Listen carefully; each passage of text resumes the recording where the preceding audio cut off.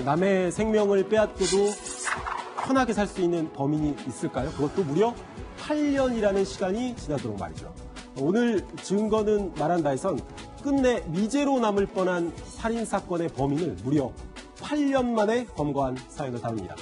사건은 대전시 동구에 있는 아파트 주차장에 세워져 있던 승용차 안에서 이 40대 여성이 흉기로 잔혹하게 살해된 채 발견된 지난 2004년 12월의 오늘날로 거슬러 올라갑니다. 살해된 여성이 타고 있던 차량에서는 이 범행 도구로 쓰인 흉기를 감싸는 데 쓴 걸로 보이는 청테이프가 발견됐고요. 또 여성이 살해된 장소까지 이 대리운전 기사를 불러서 이동해 왔다는 사실을 밝혀냈을 때만 해도 사건 해결이 멀지 않아 보였는데요. 하지만 예상과 달리 범인을 잡지 못한 채 무려 8년이라는 시간이 흐르면서 장기 미제가 되고 있었습니다. 여성을 잔인하게 살해하고 수사망을 피해 사라진 이 사건의 범인은 과연 누구였을까요? 그리고 8년 동안이나 잡지 못한 범인에게 법의 심판을 받게 한 결정적인 증거 무엇이었을까요? 증거는 말한다에서 확인해 보시죠. 사망한 여성의 시신을 살펴보니까요.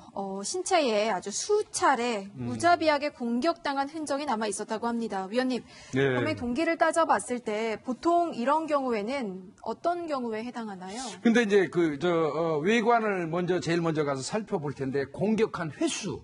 아무래도 공격한 횟수가 많다는 거는 가해자가 감정이 이입돼 있을 개연성이 많죠.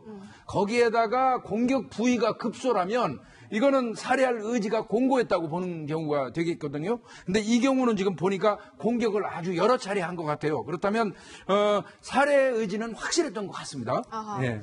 당시에 가장 유력한 용의자는 누구였나요? 예, 이 여성분이 아마 슈퍼우먼 같아요. 영업직하고 개인사업 두 가지를 동시에 병행하고 있었다고 하는데요. 그러다 보니까 아마 상당히 바빴던 것 같아요. 술자리도 잦았던 것 같고요. 예. 당일날도 좀 늦은 시간까지 술을 마시고 대리운전을 요청해서 집 앞에까지 온 거예요. 그런데 집 앞에서 내려갖고 집 안에 또 주차장이 따로 있는 것 같습니다. 그러니까 대리기사가 앞에까지 간 거는 마지막으로 나왔어요. 예. 그러니까 이제 경찰 입장에서 볼 때는 가장 마지막에 사망한 사람하고 가장 마지막에 본 사람이 제1 용의자가 될 수밖에 없겠죠. 그러니까 대리기사를 용의자로 판단하고 수사를 개시하는 건 맞습니다. 일단 지금까지 확인된 바로는 여성이 마지막에 만난 사람이 대리기사입니다. 그렇죠. 실제 대리기사가 범인이었나요?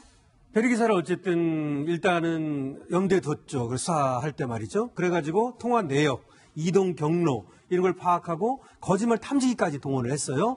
하지만 혐의점을 찾아내지 못했습니다. 결국 대리기사는 범인이 아니었군요. 프로파일러님, 그 당시에 증거로 볼만한 것들은 어떤 게 있었나요? 그러니까 가장 확실히 봐야 될 게 CCTV였었는데 그 당시 2004년이었는데 그 CCTV가 없는 것이 너무 많았습니다. 당시엔 또 그게 없었고 2004년이었죠. 예, 근데 다시는 문제는 근데 아파트에는 CCTV가 설치돼 있었는데 그 장소에는 그게 없었다는 거죠. 주차장에는 CCTV가 없었다는 거죠. 요새 같은 경우 대부분 다 있습니다. 그래서 이제 그 범인의 모습이 확인될 수 없었고 그래서 이 주변에 있는 동정정가 1,500명 정도를 대상으로 전담팀을 37명이나 전담팀 구성해서 했는데 사실은 그 용의자를 찾지 못했던 상황입니다. 아니, 근데 보통에는 현장에 조금이나마 지문 같은 건 남아 있지 않나요? 그래서 이제 그걸 이제 찾는데 당시에는 우리가 말하는 쪽지문이라고 하는 부분인데요.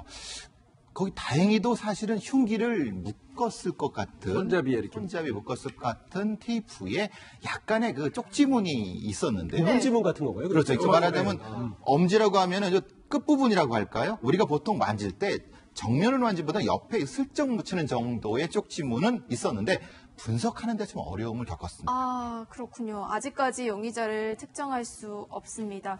CCTV도 없고요. 또 유일한 증거인 지문 역시 신원 파악이 되지 않을 정도로 작았습니다. 미공 속에 빠진 이 사건, 어떻게 다시 수면 위로 떠오르게 된 건가요? 2004년에 발생을 해서 무려 7년 동안이나 범인이 잡히지 않은 상태로 계속되고 있었는데 7년째가 되는 해인 2011년에 대전지방경찰청의 미제 사건 수사팀, 장기 미제 사건 전담 수사팀이 생깁니다. 당시에 이제 이 사건이 대전지방경찰청에서도 계속 풀리지 않고 있는 7대 미제 사건이었어요. 그래서 우선적으로 이 수사력을 투입해보자 이렇게 결정을 했고요. 이 사건에 대해서 수사를 시작하고 바로 뭐 범인이 잡혔던 것도 아니고 이듬해까지 수사가 이어지면서 결국 사건이 발생한 지 8년째를 맞게 됐죠. 8년간이나 묵혀있던 사건이었습니다. 그리고 재수사가 시작이 됐는데 시작되면서 뭐 사건의 실마리를 풀 수 있는 어떤 또 다른 증거 같은 게 나왔나요? 사실은 또 다른 증거가 아닌 거죠. 기존에 있는 증거에 대한 수사 기법의 발전, 그러니까 장족의 발전이죠. 사실은 예전에는 지문을 분석하는데 일일이 육안으로 했었는데 그 뒤로는 이제 지문에 대한 함수를 풀어갖고 우리가 이제 여기 앞에 지문 있으시죠? 이 앞에 있는 거를 함수로 만들어서 이 없는 부분을 보완하는 방식의 여러 가지 기법들이 발전을 했거든요. 예. 다행히도 경찰청 과학수사센터에서는 2012년도에 이런 기법을 활용해서 용의자 50대 남성의 인적 사항을 확인했기 때문에 그러니까 결국에는 지문 감식 기법이 높아지면서 같은 쪽지문이라도 용의자를 특정할 수 있을 만큼 기술이 좋아진 거군요. 그렇죠. 경찰이 막 노력된 거고. 이게 어떤 거냐면요. 쪽지문이 요만큼 발견됐잖아요. 예. 이 쪽지문이 요만큼 발견된 거를 조금 전에 얘기한 것처럼 아피스 프로그램이라는 걸 만들었어요, 경찰이. 그래서 용의자군을 한 7, 80명을 추린 겁니다. 그 추릴 수 있는 것 자체도 과학수사 기법인 거예요. 그리고 나서 한 7, 80명 추린 사람들을 일일이 찾아다니면서 지문을 채취한 떠가지고, 거예요. 예. 그리고 대조한 겁니다. 아하. 그렇게 아주 끈질긴 집념과 과학수사의 발달로 드디어 범인이 특정됐습니다. 50대 남성입니다. 범인 잡혔나요? 예, 2012년도 1월 28일 날 이제 인적사항이 확인되니까 계속 추적 중에 있었겠죠. 예. 50대 남자인데 자신의 어머니 집에 있다는 그 첩보를 입수하고 그 인근에서 잠복하고 있다가 어머니 집에서 나오는 이 범인을 검거를 해서 강도 살인 혐의로 체포했습니다. 이게 미세 수사팀이라는 게 이럴 때 참 그렇죠. 뿌듯할 네. 것 같아요. 사실 목적 아니겠어요? 예. 그래서 이제 이 50대 남성이 지금 특정이 되고 지금 잡혔지 않습니까? 그래가지고 결국 50대 남성으로부터 얘기를 들어본 거죠. 그러니까 자기가 도로에서 이 40대 여성을 발견했다는 겁니다. 어떤 남성과 같이 있다는 걸 이제 보고 그 대리기사 같대요, 그 사람이. 대리기사. 그리고서는 이제 쫓아간 거죠. 그 주거지로 쫓아가가지고 협박하면서 돈을 달라고 한 겁니다.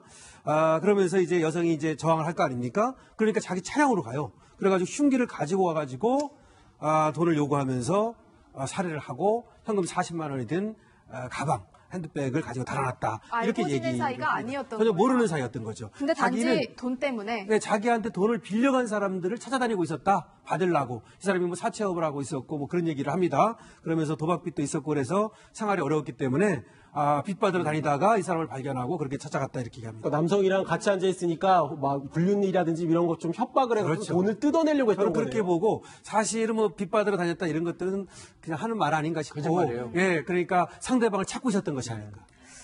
너무 잔인하네요. 그리고 무슨 이런 경우가 있나요? 그러니까 이것은 아까 변호사님 말씀하신 것처럼 본인이 그건 진술입니다. 예, 본인의 주장인 거고 예. 실제 아까 교수님 말씀하신 것처럼 어떤 방식으로 어떤 횟수로 어떻게 그 살해했는가에 따라서 감정이 나타나는데 이것은 본인의 말과 실제 상황이 차이가 나는 겁니다. 그렇기 때문에 분명한 것이 본인은 분명히 우발적이라고 했지만은 다른 형태의 여죄라든가 아니면 다른 형태의 동기를 추정해 봐야 되는 겁니다. 살해를 저지르고 과연 이 남성이 맘 편히 지냈을까 싶은데 대체 뭘 하고 지냈다고 하나요? 이 사건이 2004년에 벌어졌고 검거된 게 2012년이었죠. 8년이 걸렸는데 그 사이 이 50대 남성 범인은 살인미수 사건의 범인으로 지목돼서 실제로 유죄 판결을 받고 징역형을 살았어요. 범행이 있었던 그 주차장에서 여성을 살해한 범행이 있었던 2주 뒤에 그 범행에 사용했던 똑같은 흉기를 들고 자신의 채권자에게 흉기를 휘둘렀습니다. 다행히 목숨을 잃지 않았습니다.